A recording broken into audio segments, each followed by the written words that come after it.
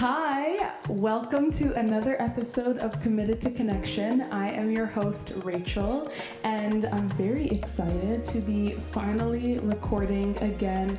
I took a little bit of a break from recording, even though you have been seeing episodes coming out weekly, because that is why we batch content.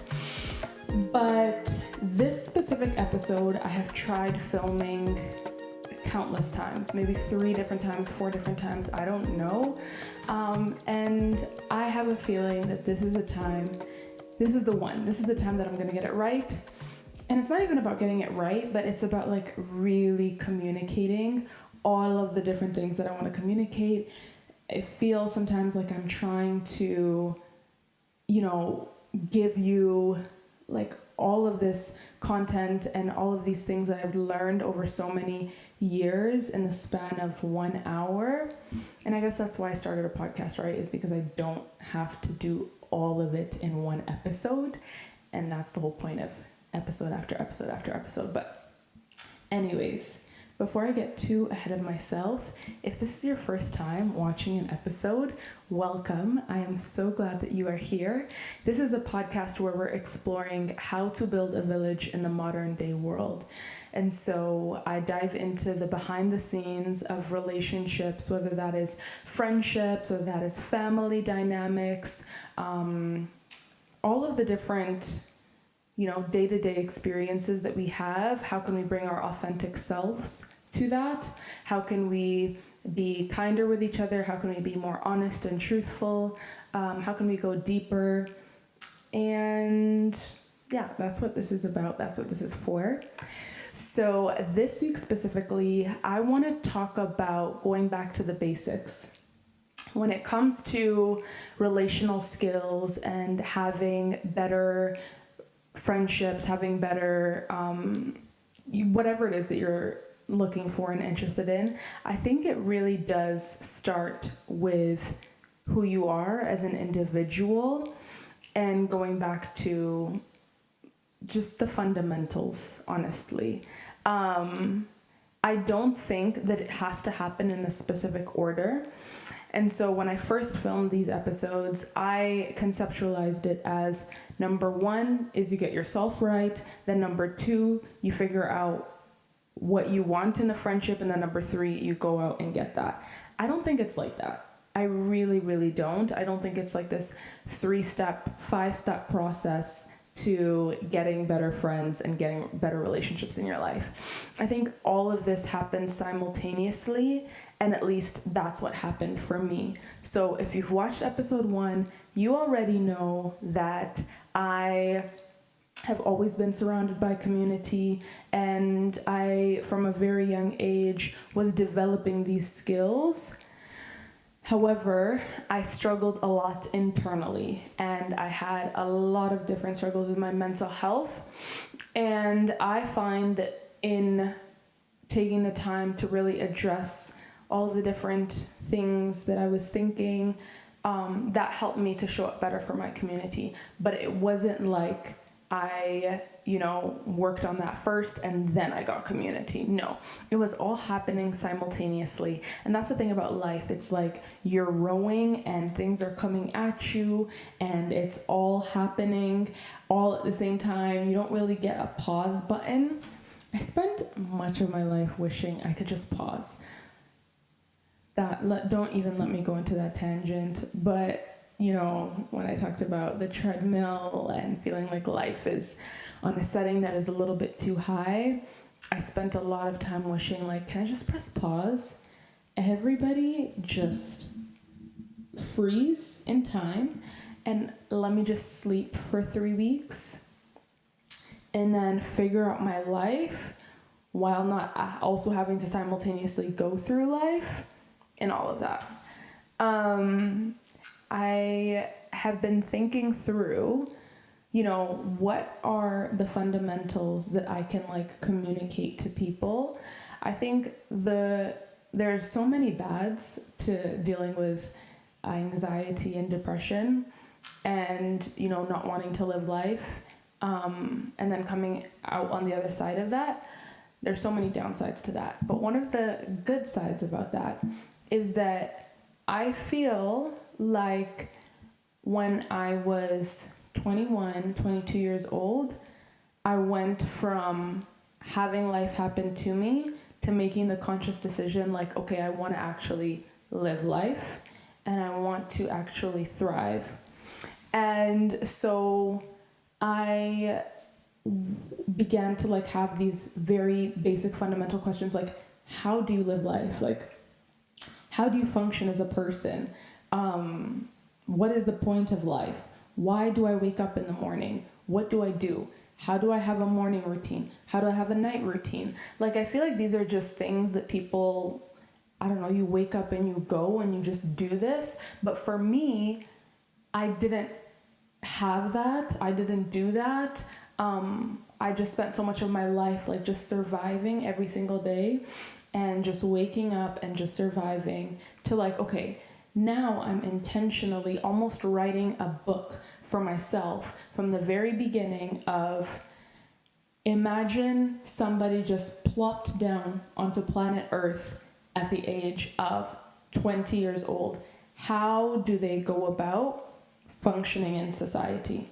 That's almost like how I felt. It was like, Rachel, you have now been given a new chance at life. That's what it felt like. And go forth, and what do you do? Like, how do you build that life out? What profession do you choose?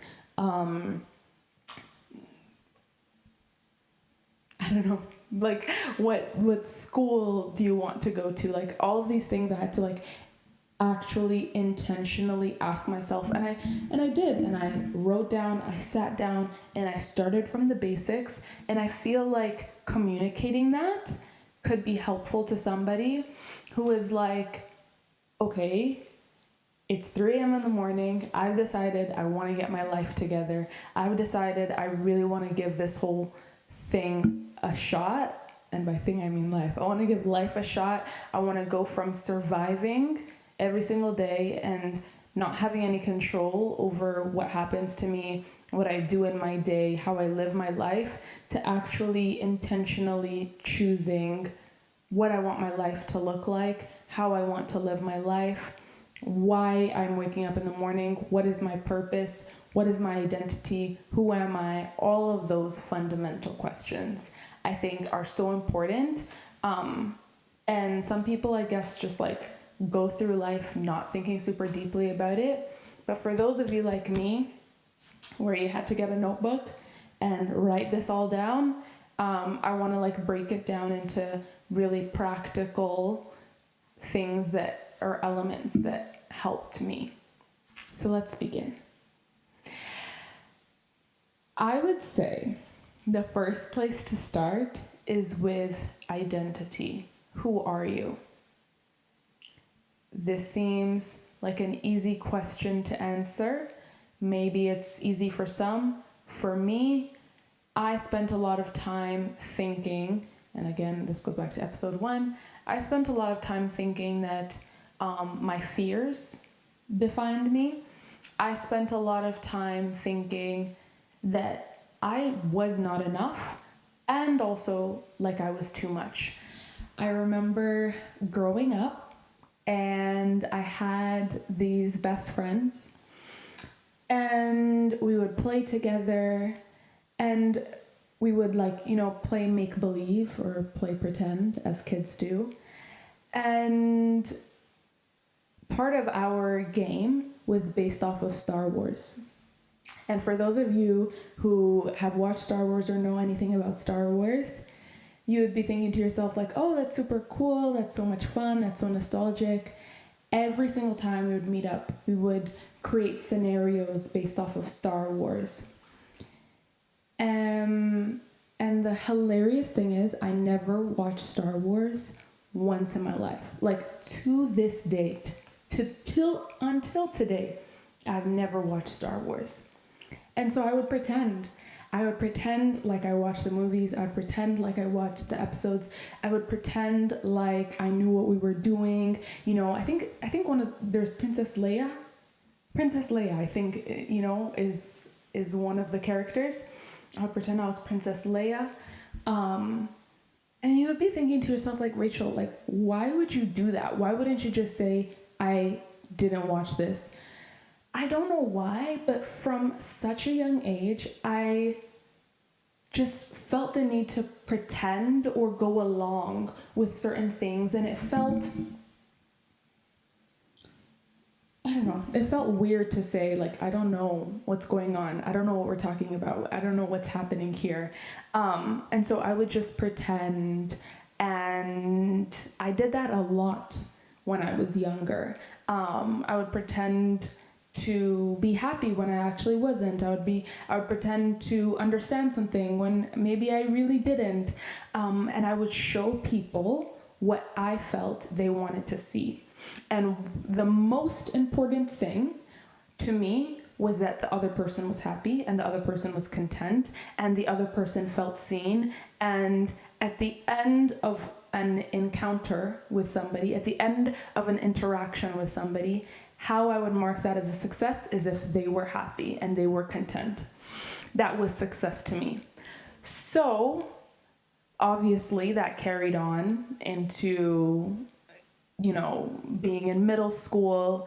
I remember being in middle school and I had a group of girlfriends, and one of the girls told me, like, Rachel, you talk too much, like, you're too loud. And so I said, oh, note to self, don't be too loud. Don't be, oh, please hold. Oops. My groceries just got delivered. Anyways, where was I? Yes, I believe I was talking about in middle school getting told I was too loud, I was too much, tone it down a little bit. And so I said note to self, tone it down a little bit. And then in high school, it was interesting. Like, to some, I was intimidating. I would get told, like, you're intimidating, you are not aggressive, but, like, a little bit of like an angry black girl. I don't know. That's just what people thought. And internally, I felt very different from that. I felt like very unsure of myself, very scared all the time, whatever. Anyways, the point is, I did a lot of shape-shifting. I did a lot of being what other people needed me to be. I did a lot of looking to other people to validate me, to view me as enough, to affirm me. And so when it came to a simple question like, who are you? I didn't know how to answer that question. I did not know how to answer that question. And if I did try to answer that question, it would change because I was very many things to very many different people. Again, depending on the needs of the different groups. So getting very clear on what my identity is, what my core values are, what are my likes, what are my dislikes, what are my passions, what are my interests, what is my anchor? What is my anchor? What is your anchor? What are your core values?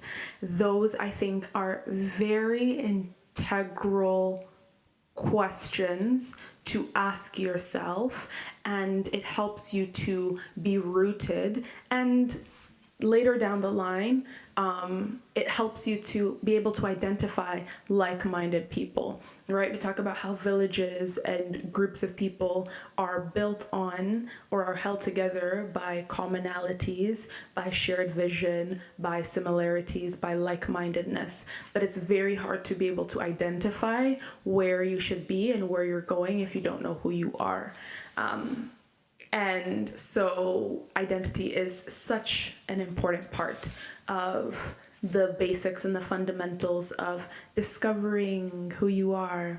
And obviously, this is where I would say, like, for myself, my identity comes from Christ, and my identity comes from knowing that I am a child of God, that I'm loved by him, that he sees me, that he knows me, that he created me in my mother's womb, that he has a purpose and a plan for me, that his purpose and his plan is good, that I have a hope and a future, that I was not made with a spirit of fear and timidity, but of power, love, and a sound mind, that I was created in his image, and that I am fearfully and wonderfully made, and that he knows the amount of hair that is on my head. He sees my every thought. He sees me as good. And Jesus loved me so much that he died for me. And I could just keep going on and on and on. These are not things that I memorized. These are realities that I have come to. This is revelation that I have come to. These are like core beliefs that I have, and it impacts my every decision. It impacts why I get up in the morning. It impacts why I choose to have joy, why I have peace in the midst of chaos or in the midst of uncertainty. And you can tell when something isn't just words that somebody is saying, when it's not just lip service, when it's not just memorization, but when it's something that somebody actually fundamentally believes. And so what you fundamentally believe about yourself, what you fundamentally believe about who you are, about why you are here, that impacts every other part of your life. Now, moving on from identity, who am I? Who was I created to be? To vision, where am I going? That is and was super important for me to personally figure out, because I always used to tell a friend, getting up out of bed in the morning is really hard. It is really hard, and it helps when you know why you're getting up out of bed in the morning, and you know where you are heading towards, where you are rowing towards, why day after day after day you have to deal with certain things or go through certain things, be put through certain things, whatever. So vision, I think, is extremely important. And that was such a crucial part of my journey. And thinking through, like, what do I want to see in the world? What are the important things that I want to see change or happen in the world? And who are the people that are living lives that I would like to emulate, or that intrigue me, or that inspire me? So part of vision is being able to identify people who look like what you want to look like. The truth is, if you are going 100 miles an hour and you are running, but you are running in the wrong direction, or you are running towards something you never wanted in the first place, then there's no point. Going fast nowhere is still going nowhere. And so transformation, I think, necessitates or needs an example that you are working towards or that you are looking towards. And it provides direction for you. So I think it was really key for me to actually look around my life, look around the world, and identify the people and the different things that I want to see or that I want to become. And that provided a sense of direction for me. I envision a world where authentic connection and relational intelligence are core to how we live, lead, and love. That's a really pretty way of saying that. For me, I envision a world where people are honest, kind with themselves, with others, and have deep relationships. I don't know why it has ended up as that for me, but that is my vision. And I have people where I'm like, oh, you do a really great job at that. And that helps me to know where I'm headed, where I'm going. Okay, so number 1, I know my identity. Number 2, I know where I'm going. And then number 3, strategy. How am I getting there? Whew, this part is important. Okay, I know I've said that about all of the different parts. Forgive me. But the reason why this is so important is because I like practical, like let's get practical, like let's like do this step by step. And I feel like strategy is where we start getting super, super practical. I talked about how like I struggled with the very basics in life. And so for me, strategy, how I'm getting there, started off very simple. And for me, it was waking up at 6 a.m. and praying. And that is what I did for a couple of years. Hell, I still really struggle with it. You know, it's funny. I was talking to a friend and I was telling them how like part of my routine is waking up at 6 a.m. They were walking on the street and they said, Rachel, I'm walking down the street right now. And I stopped and my mouth is open because that is so surprising to hear. Isn't that hilarious? If you know me, you know I love sleep and I don't really like waking up early in the morning.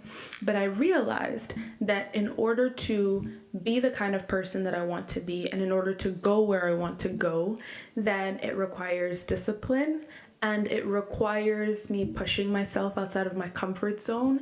It requires me working towards that. And like, so I have to set up a period of time where I'm actually working. And like that means going from numbing to actually intentionally like doing the different things that I want to do. And that shift is very important because like in my day-to-day I would do a lot of numbing, a lot of behavior that makes me not have to think about different things, whether that is scrolling through my phone, watching movies. Like that is one of my biggest crutches, and that's the way that I self-soothe. Is I watch TV shows, I watch movies, I scroll through social media, and then I don't have to think. I don't have to worry about all of the different things that are going on inside of my head. And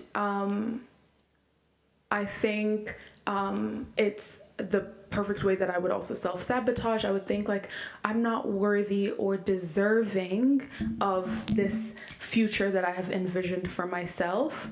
And so I will stop myself from even getting there. And like,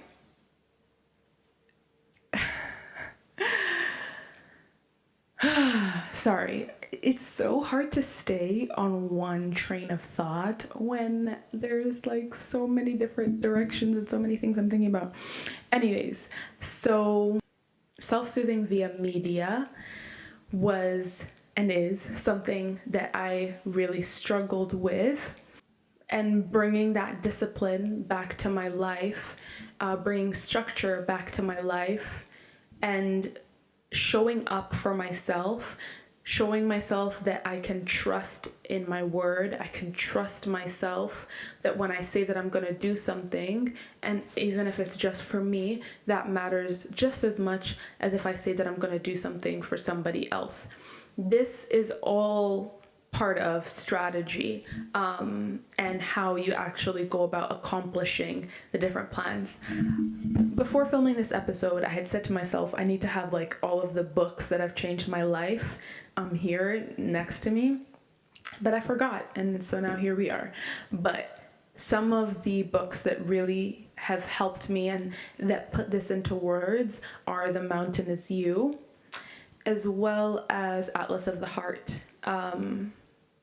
And like focusing on The Mountain Is You, like that really helped me to understand that I spent so much of my life not wanting to engage in hard things and stopping myself from doing anything that was good for me because I felt like I was not deserving. I felt like I was not worthy. And so I would self-sabotage, all of these different things. I'm putting this into words because I'm hoping like it will help somebody to be able to put into words why whenever they sit down to do work, they all of a sudden don't feel like it. Or whenever they sit down to talk to somebody or have a conversation, it feels like there's a wall and they like can't push past that wall. Whenever I would get a text from somebody that I really, really love, it's like I can't reply. I don't want to reply. I want to run in the opposite direction.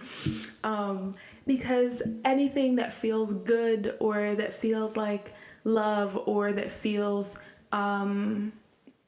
it just, all of that feels overwhelming. And I don't want to engage, and I want to numb, and I want to run away, and I want to self-soothe. And so all of that to say, waking up 6 a.m. in the morning, reading my word. That's how it started for me. And then little by little, developing more rhythms and routines that work best for me. This is almost like having a part-time job. And I would encourage people to actually spend some time figuring out what are the rhythms and the routines that work for you. So over the past couple of years, I have built these rhythms and these routines of waking up at certain times on Sundays. Those are my days where I try to clean, and I will do groceries, and I will do meal prep, like getting into a routine of when I'm going to study, getting into a routine of when I'm going to read, when I'm going to do insert things that you want to do, but like brick by brick, putting together the rhythms and the routines and the strategy that will get you to those goals that you want to get to. How long is it that you want to be studying? Where are you going to be studying? What does your week look like? On Monday at 5 p.m., what are you doing? On Wednesday at 8:30 p.m., what are you doing? It was so important for me to like get clear on that and use different tools to do that. So I use Google Calendar. There was a time where I was using Notion. I still do recommend Notion. But what are the different tools where you are dumping out all of your different goals, all of your different thoughts, all of your different routines? Get it on paper. And it doesn't have to be like physical paper. It can be an app on your phone, but get it written down somewhere. Starting with your identity, your vision, where it is that you want to go, and then strategy. How is it that you're getting there? When are you waking up in the morning? When are you going to bed? What are the different habits that you want to have in your life? Yes, it would be great to say, I'm never going on social media again. Is that realistic? I don't know. I don't think so.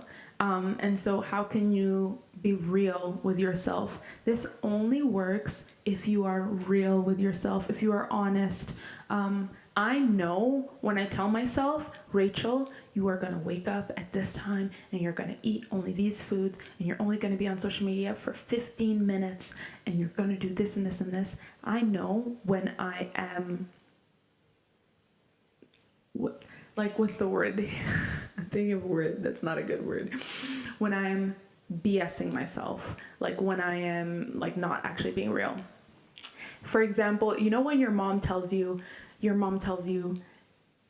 name. So I guess I'll just use my name. Rachel, this is gonna happen to you, and da da da da da, and you're never getting your phone back ever again.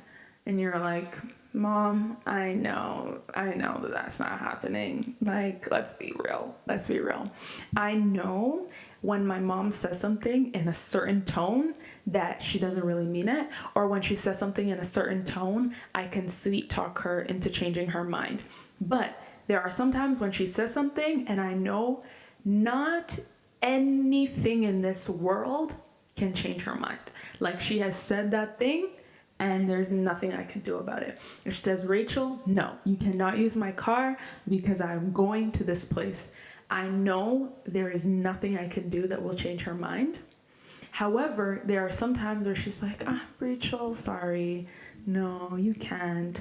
And I'm like, oh, I know, I can sweet talk her into changing her mind. I know she doesn't actually mean that. You also know that with yourself. You know when you tell yourself something and you actually mean it versus when you tell yourself something and at the back of your mind, you don't even believe it yourself and you've already planned the alternative. Or you know that, like, so for example, there are some times where I say I need to wake up at 6 a.m. and I mean that with everything in me. And there are some times when I say I need to wake up at 6 a.m., but I know I'll actually be fine if I wake up at 8 a.m. And it's just like a nice to have to wake up at 6 a.m. that day because, you know, if I wake up at 8 a.m., I'll still be fine. I'll still make it for work. I'll still make it for my classes and I'll still be able to get everything done. If you know that there is a chance that you will get everything done if you wake up at a later time, when your alarm hits at 6 a.m., like, girl, trust me, you are pressing snooze and you are going to the next dream. And so all of that to say, being real with yourself is so important. You know when you are BSing yourself. You know when you are saying something, but at the back of your mind, you're like, actually, it'll be fine if I don't actually work on that tonight, and I'll just work on it tomorrow morning, right? And those are just like important things to identify. Getting it all down on paper. Every thought, brain dumping it. That's super important. It feels like it feels so vulnerable laying all of these things out, but I really do trust and I hope and I believe that it helps somebody. So number 1, your identity, who are you? Number 2, your vision, where are you going?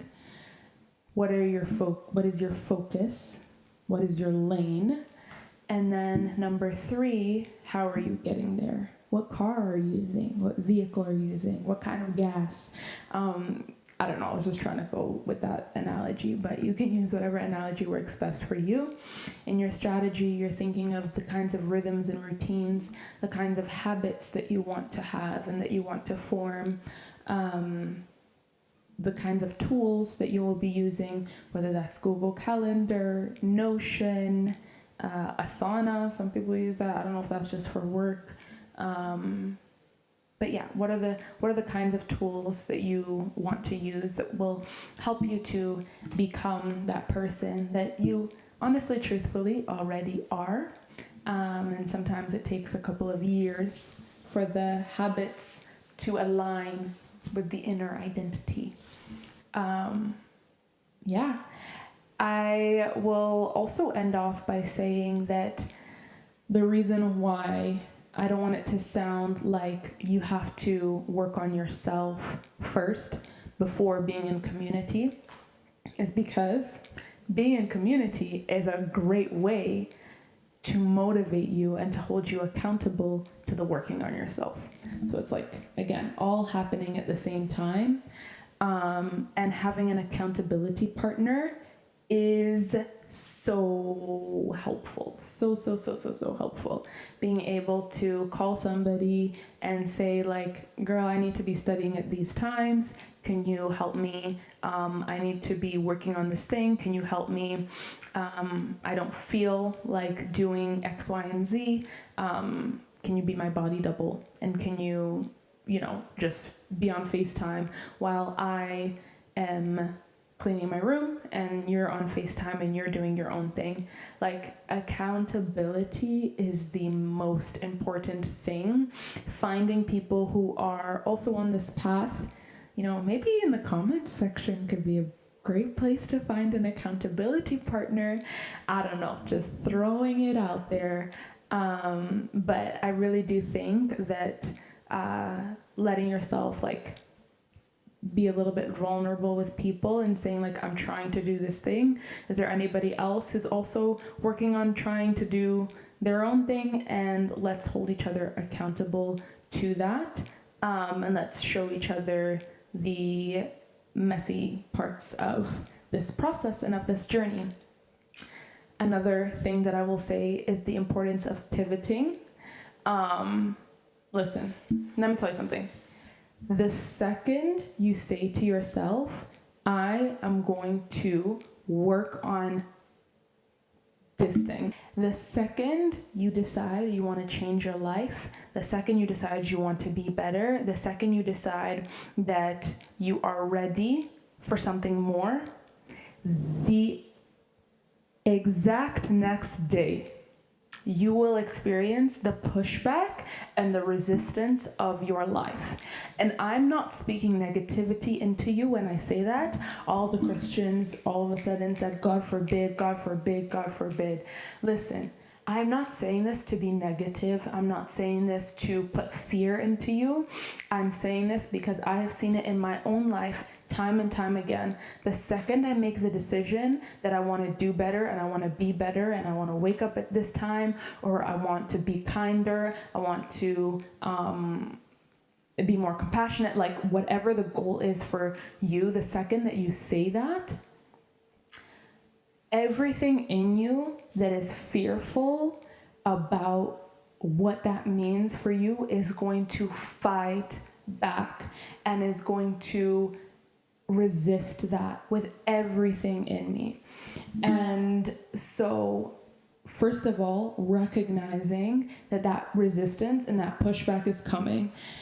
Even if you have gotten this far in the video, I really, really, really commend you. But you're going to feel resistance when it comes to like getting the piece of paper and writing it down on the piece of paper. You're going to feel resistance when it comes to setting the alarm, when it comes to deleting social media off of your phone for a couple of weeks. You're going to feel so much resistance to that. I think for me, the reason for that is because our bodies are used to what is normal, not what is good. And so we build a home out of identities that sometimes harm us and behaviors that sometimes harm us because it is comfortable. It is what I am used to. I always used to say I was most comfortable when I was sad. And that is so sad, but it is so true. Like I said, I am so familiar with the feeling of sadness. I know everything about it. I know, like, I don't know how to explain it to you. And like, I know how it feels. And even though it hurts, even though it is painful, when something sad happens, I don't resist it as much because that feeling is comfortable to me. And so it is so easy. It's not easy, but it is normal to build a home and an identity in behavior that doesn't necessarily serve you or that isn't necessarily good for you, but it is what you have experienced your whole life. And so now you're telling yourself, I no longer want to live here. I no longer want to be here. Your other self is looking at you like, this is all I know. What are you talking about? Like, we're not moving out. No, we're going to stay here. And so you're going to want to keep going back to what is comfortable, what is familiar. If fear is familiar, it is a familiar feeling. You know what it feels like. It is comfortable to you. You have built a home out of fear. Then breaking up with fear is not going to be easy.